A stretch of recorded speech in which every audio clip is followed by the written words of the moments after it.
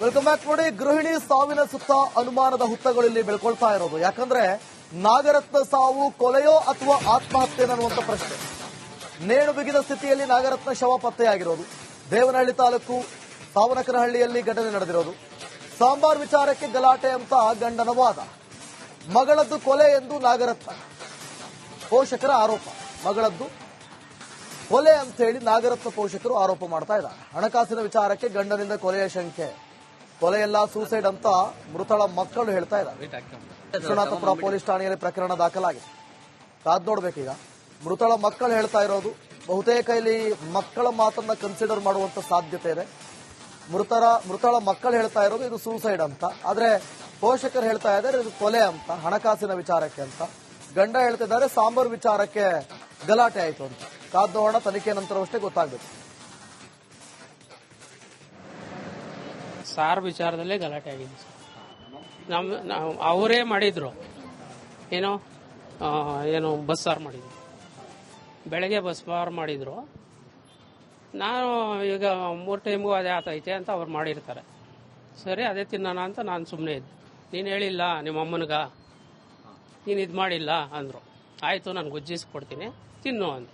ಆಯಿತು, ಗುಜ್ಜಿಸ್ಕಿದ್ದೀನಿ ತಿನ್ನು ಅಂತ. ನನಗದು ಬೇಡ, ನೀವು ಯಾವಾಗೂ ನನ್ನ ಇದೇ ದೃಷ್ಟಿಯಿಂದ ನೋಡ್ತೀರಿ, ನನಗಿದೇ ಇಕ್ತೀರಿ, ಅಲ್ಲ ಅದು ಈಟ್ ಆಗುತ್ತೆ, ಅದು ನಾನು ಒಪ್ಕೊಂತೀನಿ. ನಾನು ಅದಕ್ಕೆ ಹೇಳಿದೆ ಸಾರು ಮಾಡಿಕೊಡ್ತೀನಿ. ಅವರ ಸಡನ್ ಆಗಿ ಟೆನ್ಷನ್ ಆಗ್ತೈತೆ. ಲೋ ಬಿ ಪಿ ಇತ್ತು ಸರ್ ಅವ್ರಿಗೆ. ಲೋ ಬಿ ಪಿ ಇತ್ತು. ಅದು ತೋರಿಸಿದ್ದೀವಿ ನಾವು.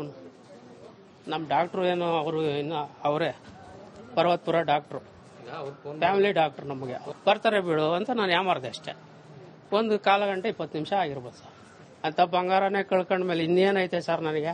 ಅವು ಏನ್ ಬೇಗ ವೆಲ್ಕಮ್ ಬ್ಯಾಕ್. ನೋಡಿ, ಗೃಹಿಣಿ ಸಾವಿನ ಸುತ್ತ ಅನುಮಾನದ ಹುತ್ತಗಳಲ್ಲಿ ಬೆಳ್ಕೊಳ್ತಾ ಇರೋದು. ಯಾಕಂದ್ರೆ ನಾಗರತ್ನ ಸಾವು ಕೊಲೆಯೋ ಅಥವಾ ಆತ್ಮಹತ್ಯೆ ಅನ್ನುವಂಥ ಪ್ರಶ್ನೆ. ನೇಣು ಬಿಗಿದ ಸ್ಥಿತಿಯಲ್ಲಿ ನಾಗರತ್ನ ಶವ ಪತ್ತೆಯಾಗಿರೋದು. ದೇವನಹಳ್ಳಿ ತಾಲೂಕು ಸಾವನಕನಹಳ್ಳಿಯಲ್ಲಿ ಘಟನೆ ನಡೆದಿರೋದು. ಸಾಂಬಾರ್ ವಿಚಾರಕ್ಕೆ ಗಲಾಟೆ ಅಂತ ಗಂಡನ ವಾದ. ಮಗಳದ್ದು ಕೊಲೆ ಎಂದು ನಾಗರತ್ನ ಪೋಷಕರ ಆರೋಪ. ಮಗಳದ್ದು ಕೊಲೆ ಅಂತ ಹೇಳಿ ನಾಗರತ್ನ ಪೋಷಕರು ಆರೋಪ ಮಾಡ್ತಾ ಇದ್ದಾರೆ. ಹಣಕಾಸಿನ ವಿಚಾರಕ್ಕೆ ಗಂಡನಿಂದ ಕೊಲೆಯ ಶಂಕೆ. ಕೊಲೆಯೆಲ್ಲ ಸೂಸೈಡ್ ಅಂತ ಮೃತಳ ಮಕ್ಕಳು ಹೇಳ್ತಾ ಇದ್ದಾರೆ.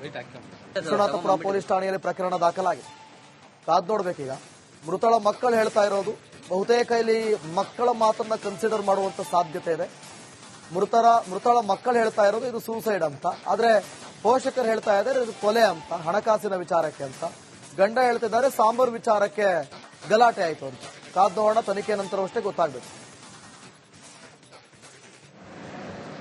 ಸಾರ್ ವಿಚಾರದಲ್ಲೇ ಗಲಾಟೆ ಆಗಿದೆ ಸರ್. ಅವರೇ ಮಾಡಿದ್ರು, ಏನು ಬಸ್ ಸಾರು ಮಾಡಿದ್ರು, ಬೆಳಗ್ಗೆ ಬಸ್ ಸಾರು ಮಾಡಿದ್ರು. ನಾನು ಈಗ 3 ಟೈಮ್ಗೂ ಅದೇ ಆತೈತೆ ಅಂತ ಅವ್ರು ಮಾಡಿರ್ತಾರೆ. ಸರಿ, ಅದೇ ತಿನ್ನೋಣ ಅಂತ ನಾನು ಸುಮ್ಮನೆ ಇದ್ದೆ.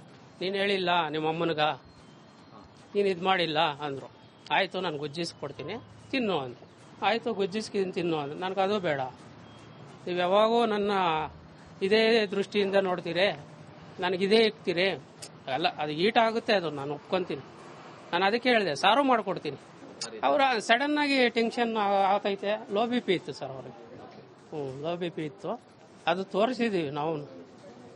ನಮ್ಮ ಡಾಕ್ಟ್ರು ಏನು ಅವರು ಇನ್ನು ಅವರೇ ಪರ್ವತ್ಪುರ ಡಾಕ್ಟ್ರು, ಫ್ಯಾಮಿಲಿ ಡಾಕ್ಟ್ರು. ನಮಗೆ ಬರ್ತಾರೆ ಬಿಡು ಅಂತ ನಾನು ಯಾಮಾರ್ದೆ ಅಷ್ಟೇ. 1 ಕಾಲ ಗಂಟೆ 20 ನಿಮಿಷ ಆಗಿರ್ಬೋದು ಸರ್. ಅಂತ ಬಂಗಾರನೇ ಕಳ್ಕೊಂಡ್ಮೇಲೆ ಇನ್ನೇನೈತೆ ಸರ್ ನನಗೆ?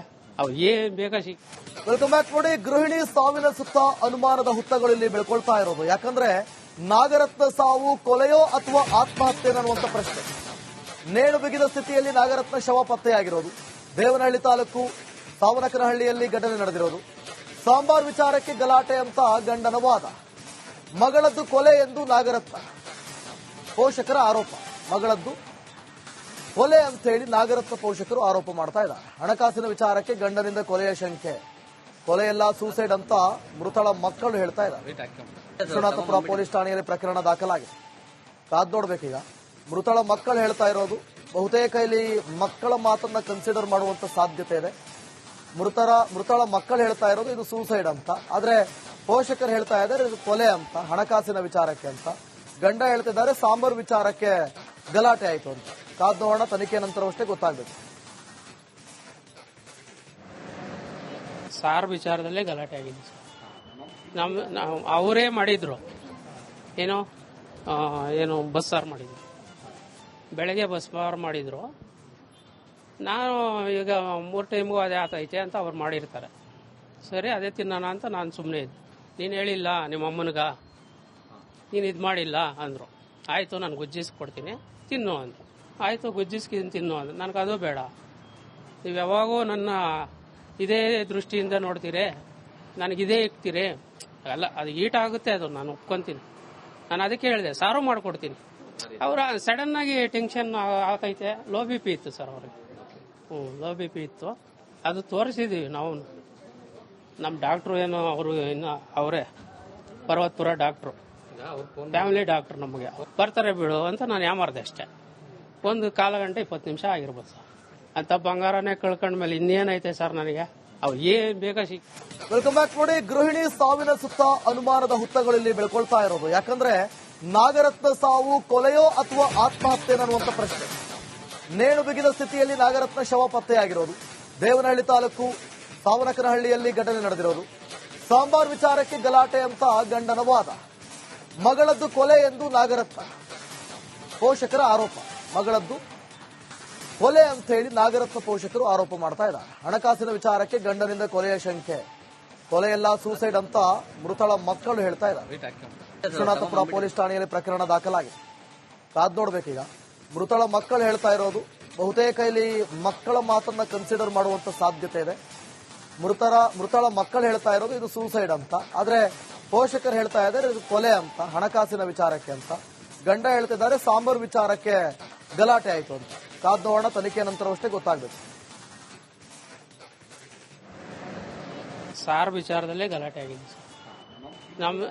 ಅವರೇ ಮಾಡಿದ್ರು ಏನು ಬಸ್ ಸಾರು ಮಾಡಿದ್ರು, ಬೆಳಗ್ಗೆ ಬಸ್ ಸಾರು ಮಾಡಿದ್ರು. ನಾನು ಈಗ 3 ಟೈಮು ಅದೇ ಆತೈತೆ ಅಂತ ಅವ್ರು ಮಾಡಿರ್ತಾರೆ. ಸರಿ ಅದೇ ತಿನ್ನೋಣ ಅಂತ ನಾನು ಸುಮ್ಮನೆ ಇದ್ದೆ. ನೀನು ಹೇಳಿಲ್ಲ ನಿಮ್ಮ ಅಮ್ಮನಿಗ, ನೀನು ಇದು ಮಾಡಿಲ್ಲ ಅಂದರು. ಆಯಿತು ನಾನು ಗುಜ್ಜಿಸ್ಕೊಡ್ತೀನಿ ತಿನ್ನು ಅಂದರು. ಆಯಿತು ಗುಜ್ಜಿಸ್ಕಿದ್ದೀನಿ ತಿನ್ನು ಅಂದರು. ನನಗೆ ಅದು ಬೇಡ, ನೀವು ಯಾವಾಗೂ ನನ್ನ ಇದೇ ದೃಷ್ಟಿಯಿಂದ ನೋಡ್ತೀರಿ, ನನಗಿದೇ ಇಕ್ತೀರಿ, ಅಲ್ಲ ಅದು ಈಟ್ ಆಗುತ್ತೆ, ಅದು ನಾನು ಒಪ್ಕೊಂತೀನಿ. ನಾನು ಅದಕ್ಕೆ ಹೇಳಿದೆ ಸಾರು ಮಾಡಿಕೊಡ್ತೀನಿ.